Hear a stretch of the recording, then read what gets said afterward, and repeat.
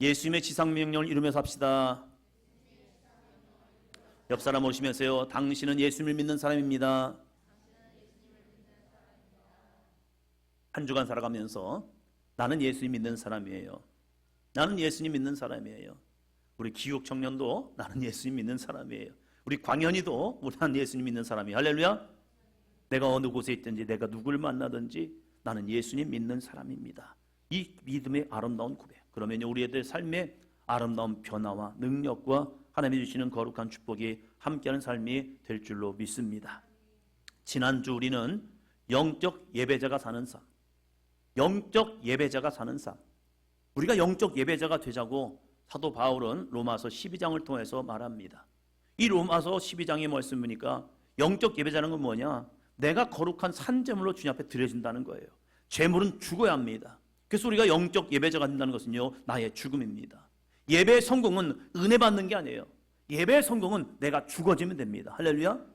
내가 하나님의 말씀으로 죽어지면요, 그 다음부터 주님이 하시는 놀라운 은혜가 있습니다. 그래서 영적 예배자가 사는 삶, 이것이 무엇이냐? 12장을 통하여서 계속 우리에게 말씀하고 있습니다. 중요한 것은요, 내가 죽고 예수님으로 사는 인생이 바로 거룩한 예배자의 삶이라는 거예요.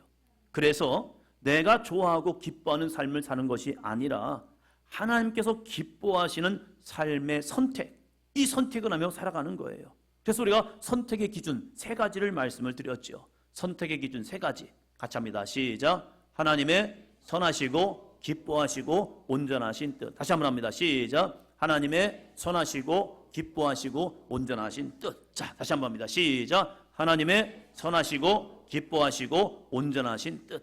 하나님께서 무엇을 선하다 하실까? 2가지의 선택이 있을 때 그 선택 가운데 하나님이 무엇을 더 선하다고 하실까? 이건 하나님의 뜻에 맞는 선한 것이야 하는 거예요. 선한 것은요, 다른 게 아닙니다. 말씀에 순종하는 겁니다. 할렐루야. 내가 볼 때는 이게 하나님이 좋아하실 것 같지? 아니요. 하나님의 마음, 하나님의 기준, 말씀 안에서 우리가 순종하면요, 그게 선한 거예요. 2번째, 하나님이 기뻐하시는 것. 정말로 이걸 하나님이 하면 하나님이 기뻐하실까? 내가 오늘 이 삶을 통해 하나님이 기뻐하실까? 하나님이 기뻐하시는 귀한 모습이 있대요. 그게 뭐냐면 우리에 대한, 하나님에 대한 사랑을 고백하는 겁니다. 한번 더 합니다. 하나님 사랑합니다. 또한 이웃을 사랑하는 거예요. 옆에 사람 보시면서요, 주의 이름으로 사랑합니다. 사랑의 고백이요, 그것이 하나님이 기뻐하시는 모습이라는 거예요. 여러분, 사랑하는 자녀들에게 많은 사랑의 고백을 하시기 바랍니다. 여러분의 배우자에게 아름다운 사랑의 고백을 하시기를 바랍니다. 사랑하려고 만났잖아요. 싸우려고 만난 게 아니잖아요. 할렐루야. 그래도 불구하고 어느 순간부터 사랑의 고백이 식어지는 거예요. 나부터. 우리 자녀들은 부모님에게 아름다운 사랑의 고백을 하시기 바랍니다. 할렐루야. 서희도 할렐루야. 아빠 사랑해요, 엄마 사랑해요 하면요, 얼마나 좋을까. 이 아름다운 사랑의 고백을 통해서 하나님이 그걸 기뻐하신대요. 그리고 온전하신 뜻이 있죠. 온전하다는 게 뭐예요? 우리가 하나님의 사람으로 온전해지는 거예요. 영적 성숙을 이루면서 살아가는 거예요. 늘 어린아이 같은 신앙 말고요, 조금씩 성장해 가는 거예요. 아이를 낳는데 그 아이가 멈춰버린 거예요. 성장이 멈춰버린 거예요. 가슴 아픈 일입니다. 아이가 나서 커가는데 아이가 앉지를 못해요, 걷지를 못해요, 말하지를 못해요. 정말로 가슴 아픈 일이에요. 그런데 이 아이가 어느 순간에 뒤집기를 하고요, 겨다니고요, 그리고 일어서면서 이 말을 하기 시작하는 거예요. 아빠. 야, 감동이죠. 다른 것을 하서가 아니라 하나님의 이름을 부르기 시작하는 거예요. 한번 더 합니다. 하나님, 아버지. 와, 우리의 입술을 통하여 하나님을 아빠, 아버지라고 부르시면요, 하나님께서 그 모습을 보면서 와, 네가 드디어 나를 아는구나, 네가 나를 인정하는구나 그러면서 얼마나 기쁜데요. 다른 것 필요 없어요. 그냥 아빠 한마디만 해도요, 이 아빠는요, 그 어린아이 보면서 마음이 그냥 녹아버리는 거예요. 사랑하는 성도 여러분, 우리들의 신앙이 하나님이 기뻐하시는 믿음의 분량까지 온전히 자라나기를 축원합니다. 오늘은 2번째 시간으로 영적 예배자가 사는 삶, 2번째 시간을 갖습니다. 이 말씀을 통하여 우리들이 정말로 예수님을 더 닮아가는 삶이 되시기를 바랍니다. 예수님을 믿는 사람의 삶에는요, 분명한 변화가 있습니다. 왜 변화하느냐? 내 안에 예수님이 계시기 때문입니다. 사람이요, 사랑하면 달라집니다. 사람이 누군가를 사랑하기 시작하잖아요. 그러면요, 얼굴빛부터 달라집니다. 밝아지기 시작하고요, 나도 모르게 그 안에 기쁨이 일어나기 시작을 해요. 저는요, 진짜 많이 달라졌습니다. 제가 장가가기 전과 장가간 후의 삶을 이렇게 보니까요, 정말로 많이 달라졌어요. 왜 그런지 아십니까? 제 안에 사랑을 받고 살거든요. 이 땅에 여자 반이잖아요. 근데 저를 사랑해 준 사람, 우리 어머니, 우리 할머니, 이런 분이 있는데 한 사람이 저를 사랑해 주니까요, 제가 달라졌어요. 사랑이 내 안에 들어오니까요, 달라지는 거예요. 주님이 내 안에 오셔도 우리는 달라집니다. 할렐루야. 어떠한 변화가 있었습니까? 내 안에 아직 변화가 없다면요, 주님이 내 안에 아직 거하시 않는 거예요. 그러나 내 안에 주님이 거하시면요, 우리는 분명히 달라집니다. 그 뭐냐면 하나님의 자녀의 특권을 얻었기 때문입니다. 요한복음 1장 12절은 이렇게 말씀합니다. 같이 합니다. 영접하는 자, 곧 그 이름을 믿는 자들에게는 하나님의 자녀가 되는 권세를 주었으니, 예수님을 영접하는 순간 예수님이 멀리 있는 것이 아니라 내 안에 있다는 사실이에요. 주님이 내 안에 있으면요, 여러분, 기쁨이 있습니다. 십자가의 구원의 역사가, 십자가의 대속의 역사가 내 안에 들어오면요, 나는 더 이상 죄인이 아닌 거예요. 그 죄의 문제만 해결돼도 내 안에는 기쁨이 있는 겁니다. 나에게 가장 큰 문제, 지옥 가는 이 문제, 죄의 문제가 예수 그리스도의 십자가로 해결되는데 내 안에 기쁨이 없을까요?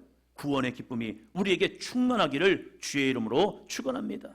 또한 요한 1서 3장 8절에서 이렇게 말합니다. 같이요. 죄를 짓는 자는 마귀에게 속하나니 마귀는 처음부터 범죄함이라. 하나님의 아들이 나타나신 것은 마귀의 일을 멸하려 하심이라. 주님이 내 안에 오시면요, 놀라운 일이 생겨요. 죄를 자각하기 시작합니다. 이게 죄구나, 이게 문제구나, 이것을 자각하기 시작해요. 그리고 그것이 왜 내게 일어나지? 그것을 이 요한은 우리에게 이렇게 말해요. 죄를 짓는 자는 누구에게 속했다고요? 마귀에게 속하나니 마귀는 처음부터 범죄함이라. 죄를 짓는 것은 내가 아니에요. 내 속에 거하는 마귀의 역사인 거예요. 죄를 짓는 것은 내 속에 거하는 죄의 역사라는 거예요. 내 속에 거하는 육신의 생각이라는 거예요. 그런데 예수님의 나타나심, 하나님 아들의 나타나신 것은 누구의 일을 멸해요? 마귀의 일을 멸하려 하심이라. 주님이 내 안에 오잖아요. 그러면 이 마귀의 역사, 죄의 문제를 끊어버리게 하는 거예요. 술을 그렇게 좋아하던 사람이 주님이 내 안에 강하게 역사하잖아요. 술이 끊어져요. 담배가 끊어집니다. 죄악이 끊어집니다. 왜요? 예수님이 내 안에 오셔서 나를 장악해 주시기 때문에 그래요.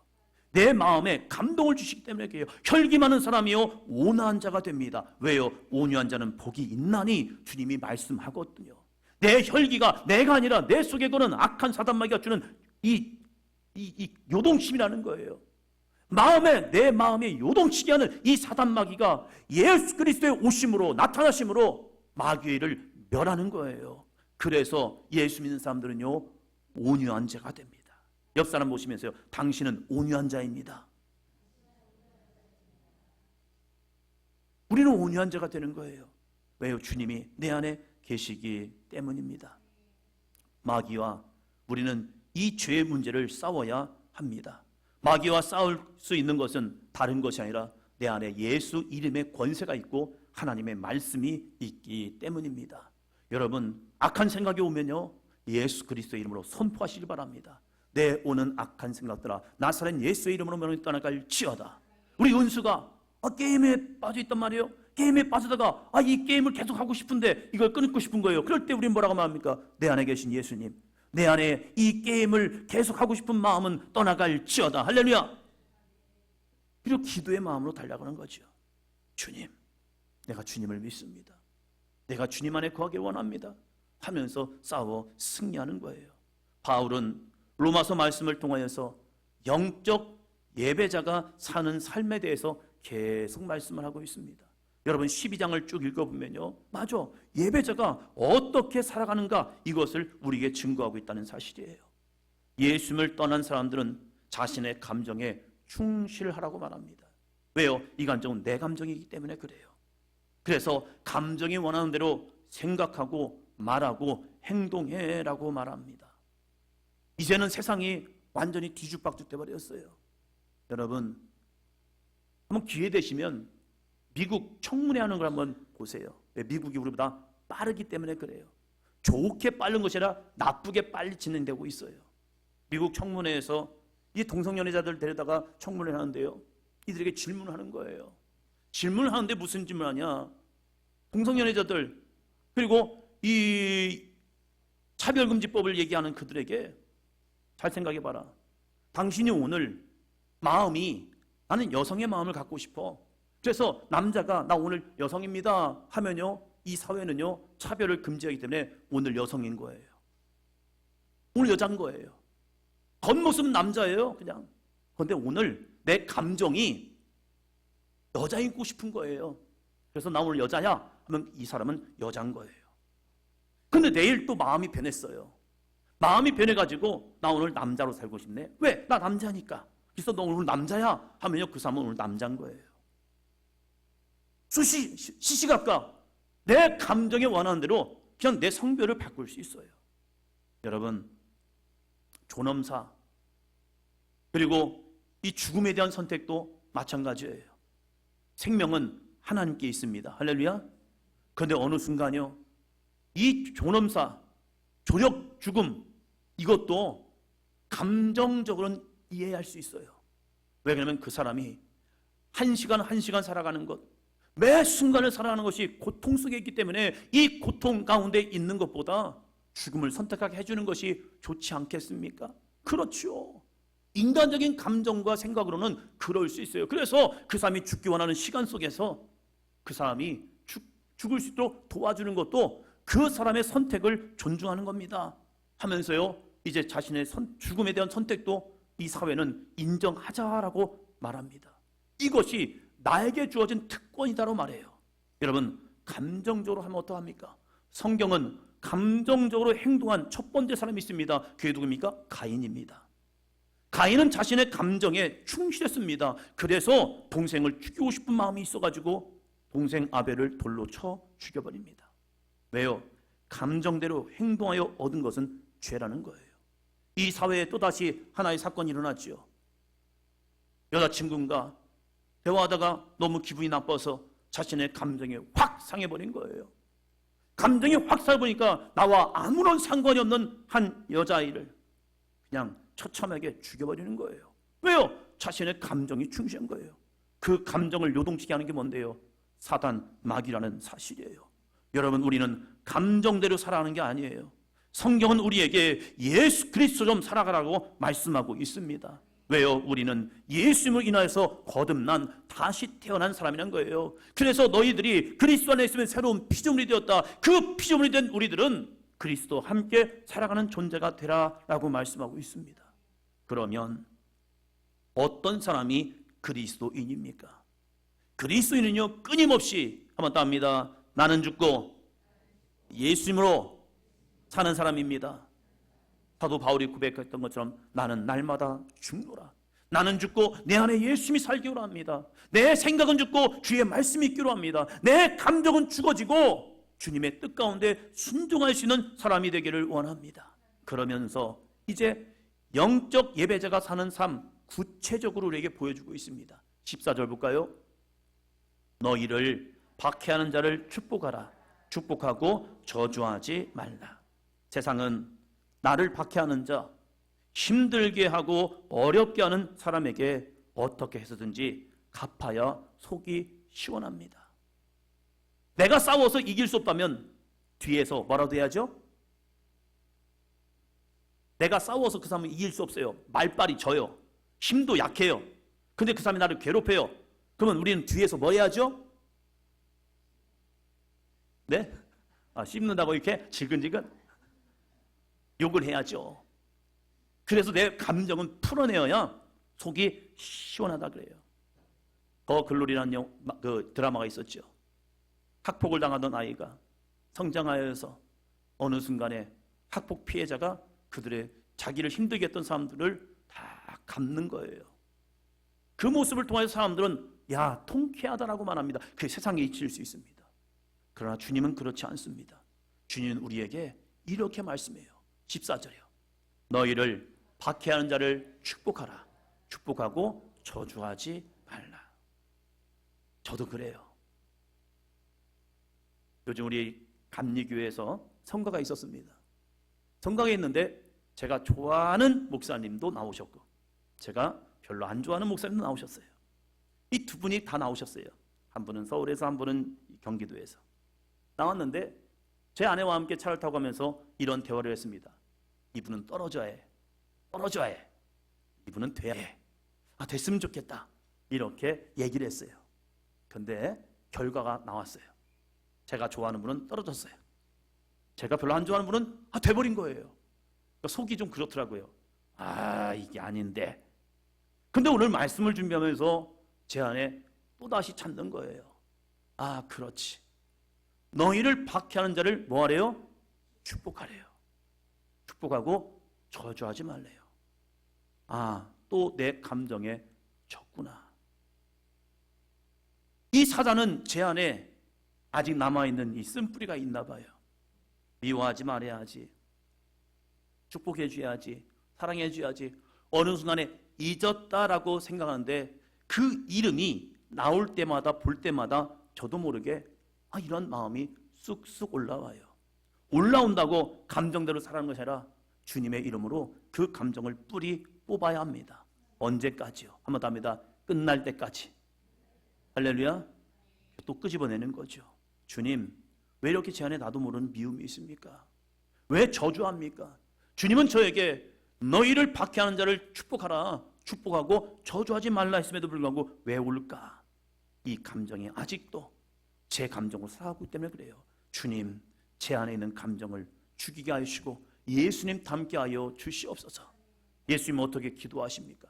누가복음 23장 34절입니다. 같이요. 이에 예수께서 이르시되 아버지 저들을 사하여 주옵소서. 자기들이 하는 것을 알지 못함이니이다. 여러분, 예수님을 이 양손에 못을 박는 거예요.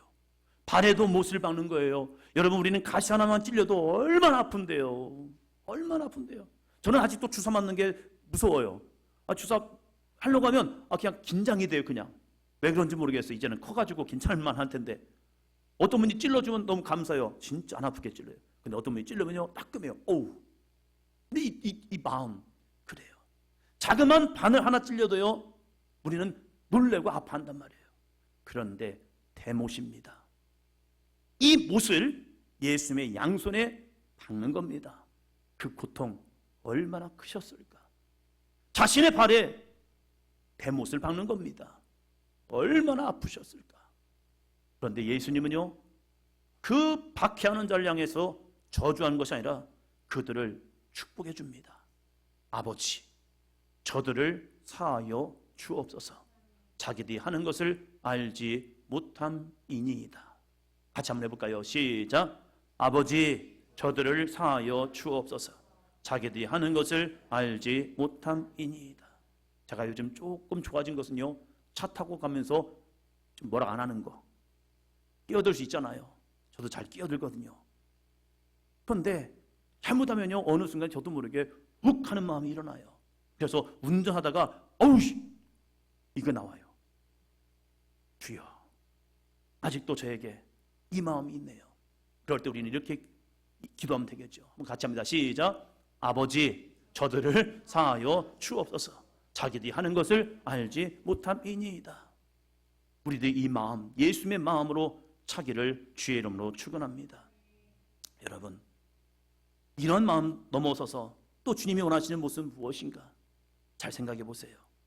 여러분 가까운 사람이 동료가 잘 되면 여러분 기쁘십니까?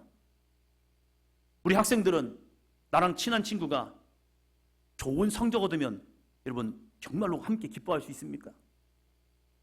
가까운 친구 자녀가 좋은 성적을 얻으면 그 아이가 좋은 대학에 들어갔다는 얘기가 들려오면 그 아이가 졸업을 하고 대기업에 취업했다는 얘기를 들려오면 어떤 마음이 드십니까? 그 친구의 남편이 승진했다라고 생각하면 여러분 무슨 마음 듭니까? 축하해, 좋겠다 이런 마음만 드십니까? 아니면 마음 한구석에 씁쓸하지 않습니까? 바울은 이렇게 우리에게 권면합니다. 15절이요. 즐거워하는 자들과 함께 즐거워하고 우는 자들과 함께 울라. 여러분, 우는 자와 함께 울어주는 건 괜찮아요. 왜? 그 사람이 힘드니까. 나보다 힘들기 때문에 우기 때문에 그 사람과 함께 울어주는 것, 그것은 어쩌면 좀 더 쉬울 수 있어요. 그러나 즐거워하는 사람과 함께 즐거워할 수 있다는 것, 이거 배 아프지 않을까? 속상하지 않을까? 이거 내가 했어야 하는데, 이거 내가 얻었어야 하는데, 내가 이루었어야 하는데 왜 저 사람이 이뤘지? 그것 때문에 여러분 함께 즐거워할 수 있을까요? 이 마음을 갖기 위해서 사도 바울은 우리에게 이렇게 말합니다. 16절이요. 서로 마음을 같이 하며 높은 데 마음을 두지 말고 도리어 낮은 데 처하며 스스로 지혜 있는 채 하지 말라. 서로 마음을 같이 하며, 하나님, 저 사람의 마음이 저에게도 있기를 원합니다. 나도 하나님의 자녀인 반면에 그 사람도 하나님의 자녀인 거예요. 나도 기도했지만 저 사람도 기도했어요. 그러면 그 사람에게 응답이 되었다면 여러분, 같은 마음, 하나님의 그 사람을 회복하시고 치유하시고 역사하시는 그 마음 때문에 함께 기뻐할 수, 즐거워할 수, 감사할 수 있다는 사실이에요. 서로 마음을 같이 할 수 있는 마음을 달라고 여러분 기도하시기를 축원합니다. 그리고 높은 데 마음을 두지 말래요. 교만하면요, 야, 이거 내 건데, 이거 내가 얻을 건데, 이거 내가 할 수 있는 건데, 이게 뭔데요? 교만의 마음이에요. 그 사람에게 합당하니까 하나님이 주셨다고 믿으시기를 바랍니다. 여러분, 교만한 마음 갖지 마시고 높은 데 마음을 두지 마시고 겸손한, 도리어 낮은 데 처하시 바랍니다. 예수님은요, 높고 높은 보좌를 내리시고 인간의 몸을 통하여 이 땅에 오신 거예요. 그 이유가 무엇입니까? 우리와 함께 하시기 위해서요. 우리의 세상 죄를 지고 우리의 연약함을 짊어지기 위해서 예수님은 낮고 낮은 데로 처하여 주셨습니다. 그래서 우리의 슬픔을 대신 주셨고요, 우리의 기쁨 가운데 함께 하셨고요, 우리의 절망 속에서 소망을 주고 계십니다. 사랑하는 성도 여러분, 영적 예배자가 사는 삶은요, 도리어 낮은 데 처하는 마음이 있기를 주의 이름으로 축원합니다. 위로도요, 교만한 마음으로 위로하면요 기분 나빠요. 그러나 낮은 자의 마음으로 힘든 사람, 어려운 사람, 상처받는 사람을 위로하잖아요. 그러면 함께 진심으로 울어줄 수 있습니다. 스스로 지혜 있는 채 마시기 바랍니다. 우리는 할 수 없어요. 내가 저 사람을 뭘 하겠다? 안 돼요. 내가 저 사람을 품어줄 수 있다? 안 됩니다. 그렇기 때문에 우리는 뭐 해야 합니까? 한번 더 합니다. 하나님 아버지의 마음을 나에게 주세요. 하나님의 아버지의 마음을 나에게 주세요 라고 기도해야 합니다. 내가 할 수 있는 게 아니에요. 주님의 마음이 내 안에 임할 때에 우리는 정말로 영적 예배자가 사는 삶, 나는 죽고 내 안에 오직 예수님으로 살아갑니다 라는 고백을 할 수 있습니다. 17절, 18절 이렇게 말합니다. 같이요. 아무에게도 악을 악으로 갚지 말고 할 수 있거든 너희로서는 모든 사람과 더불어 화목하라. 아무에게도 악을 악으로 갚지 말고 오직 모든 사람 앞에서 선한 일을 도모하라. 여러분, 악한 일 속에서 악으로 갚은 생각이 옵니까? 그건 내 마음이 아니라는 거예요.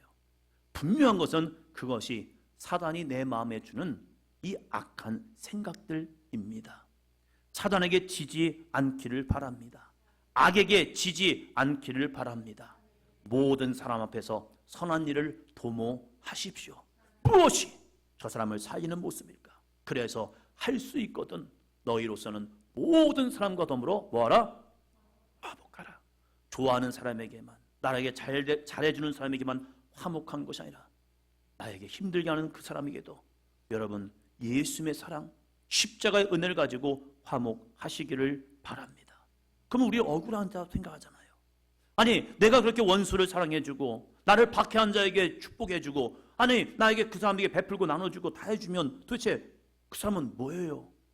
하나님 나보다 그 사람을 더 사랑하시는 거예요? 아니 나는 그래도 믿음 붙들고 주님 앞에 살려고 애쓰는 나한테게 하나님 왜 이렇게 나를 힘들게 합니까? 그런데 하나님은 그게 아니에요. 여러분 19절 잘 보시기 바랍니다. 19절, 내 사랑하는 자들아 너희가 친히 원수를 갚지 말고 하나님의 진노하심에 맡기라. 기록되었을 때 원수 갚는 것이 내게 있으니 내가 갚으리라. 주께서 말씀하시니라. 여러분, 다윗 왕, 하나님께서 다윗 왕에게 사울 왕을 죽일 수 있는 두 번의 기회를 줍니다. 다윗을 잡아 죽이겠다고 많은 병사들과 함께 다윗을 쫓아다닙니다. 근데 놀라운 일이 생겼습니다. 다윗이 그의 장수 아비새와 함께 사울의 진중에 들어가 버렸습니다. 사울의 진중에 갔는데요, 모든 사람이 다 잠자고 있는 거예요. 이런 일은 없습니다. 왜요? 척후병, 부초병이라도 세워놓아야 합니다. 그런데 다 잠들었어요. 그리고 다윗이 아비새와 함께 사울 잠자고 있는 그 머리맡에 서 있습니다. 다윗이 왜 사울 앞에 서 있었을까? 다윗에게는 사울은 원수 같은 존재입니다. 끊임없이 자신을 오해하고 자신을 박해하고 자신을 힘들게 하는 이 사울왕, 그 앞에 왜 섰을까? 다윗의 한 마음에도요, 사울을 죽이고 싶은 거예요. 사울을 죽여야 자신의 모든 고난이 끝난다고 생각하는 거죠. 그래서 아비새와 함께 서 있습니다. 그 서 있을 때 아비새가 다윗에게 이렇게 말합니다. 다윗이여, 당신이 죽이면 반역이지만 내가 죽이면 그냥 죽인 겁니다. 그래서 당신의 손으로 피를 묻히지 말고 내가 당신을 대신하여 피를 묻히겠습니다. 명령만 하소서. 내가 이 사울의 심장을 뚫어버리겠습니다. 그럴 때 이 다윗의 마음에 또 다른 마음이 들어오기 시작한 겁니다. 합니다. 하나님께서 기뻐하시는 것이 무엇일까?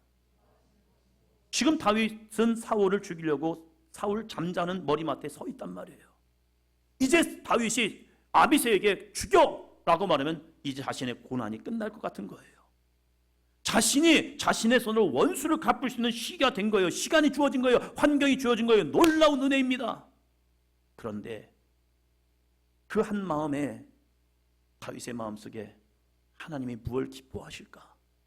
이 마음이 훅 들어온 거예요. 그리고 아비새에게 말합니다. 죽이지 말자. 그의 창과 물병을 가지고 가자. 그리고 사울에게 외치는 겁니다. 사울 왕이여, 아버지 사울이여, 나는 당신을 죽이지 않습니다. 당신이 가지고 있는 창과 물병입니다. 나는 당신에게 죽일 수 있었지만 당신을 죽이지 않습니다. 다윗은요, 친히 원수를 갚지 않았습니다. 그런데 하나님이 그 진노하심으로 원수를 갚아주셨습니다. 우리는 원수 갚는 존재가 아닙니다. 우리는 판단하고 심판하는 존재가 아니라 하나님의 말씀에 순종하는 자입니다. 우리가 하나님의 말씀에 순종하면 하나님은 하나님의 역사를 이루십니다. 그래서 우리가 해야 할 것이 있죠. 20절, 21절입니다. 내 원수가 줄이거든 먹이고 목마르거든 마시게 하라. 그리함으로 내가 숯불을 그 머리에 쌓아 놓으리라. 악에게 지지 말고 선으로 악을 이기라. 여러분, 원수가 줄이거든 먹여주래요. 원수가 배고파거든 먹을 걸 주래요. 목마르거든 마시게 하래요. 와, 이거 분통 터지는 일일 수 있죠. 그런데 이 선한 행동으로 말미암아 무슨 일이 벌어지냐? 내가 숯불을 그 머리에, 그 원수의 머리 위에 쌓으리라. 여러분, 숯불을 머리 위에 쌓는데요, 이걸 다른 표현으로 생각하면 우리들의 모습 속에서, 여러분, 우리가 숯불 고깃집 있잖아요. 그래서 숯불을 피워놓고 거기다 고기를 구워 먹어요. 그래서 열심히 고기를 구워 먹으려고 가까이 와서 막 열심히 구운 사람이 있어요. 그러면 어느 시간이 지나면요, 얼굴이 어떻게 되죠? 달아올라요. 그 열기 때문에 멀겋게 달아올릅니다. 이거와 같이 저 원수는 나를 힘들게 하고 어렵게 하고 나에게 피해를 주고 박해를 했는데 나는 그가 어려울 때 도와주고 배고파할 때 먹을 걸 주었고 목마를 때 마실 걸 준 거예요. 저 원수는 나를 저주하는데 나는 저 원수를 향해서 축복해 주는 거예요. 그러면 그 속에 선한 양심이 어느 순간에 솟아나세요. 자신의 부끄러움을 아는 거예요. 그래서 얼굴이 붉어지는 겁니다. 야, 내가 잘못했구나. 저 사람은 저러지 않은데 왜 그랬을까? 이 붉어짐. 그래서 그 머리에 숯불을 쌓아 놓는 것이다. 하나님께서 그 마음을 주장하여 주실 줄로 믿습니다. 그 소리는 뭐야 합니까? 21절 같이 합니다. 악에게 지지 말고 선으로 악을 이기라. 옆 사람 보시면서요, 악에게 지지 말고 손으로 악을 이깁시다. 이것이 무엇이냐? 영적 예배자가 사는 삶이라는 겁니다. 사탄은 한 주간의 삶에 여러분에게 이 마음을 또 요동치게 할 겁니다. 괜한 일 때문에 화가 나고 분통 터지고 갑자기 열받아가지고 나도 모르게 감정적으로 움직일 때가 있다는 거예요. 그때 여러분 악에게 지지 말고 선으로 악을 이기시기를 바랍니다. 오늘도 우리가 많은 선택을 해야 합니다. 그 선택의 귀로 속에서 악한 영이 기뻐하는 대로 쫓아가지 마시고 주 예수 그리스도 기뻐하시는 곳으로 쫓아가시기를 주의 이름으로 축원합니다. 그럴 때 하나님의 영광이 여러분을 통하여 임하는 삶이 될 줄로 믿습니다. 이게 쉽냐? 한 말씀을 들어보면 그렇게 살아야지 함에도 불구하고 이게 쉽지 않죠. 그래서 우리는 뭐 해야 합니까? 바로 기도해야 합니다. 기도에는 예수님을 닮을 수 있는 방법이 없어요. 우리가 기도해서 나를 끊임없이 쳐내고 주님의 말씀으로 채울 때에 우리는 예수님을 닮아갈 수 있습니다. 그래서 우리 이렇게 해보자는 거죠. 같이 합니다. 시작. 하루 한 시간 기도는 영적 생명줄입니다. 2시간 기도는 사단 마귀와의 싸움에서 승리할 수 있습니다. 3시간 기도는 기적이 일상이 됩니다. 할렐루야. 하루 한 시간 기도함을 통하여 영적 생명줄을 붙잡고 악에게 지지 말고 선으로 악을 이기는 우리 사도행전교회 귀한 믿음의 성도들, 2시간 기도를 통해서 사단 마귀와 싸워서 승리하시고 3시간 기도로 기적이 일상이 되는 우리 모든 성도가 되기를 축복합니다.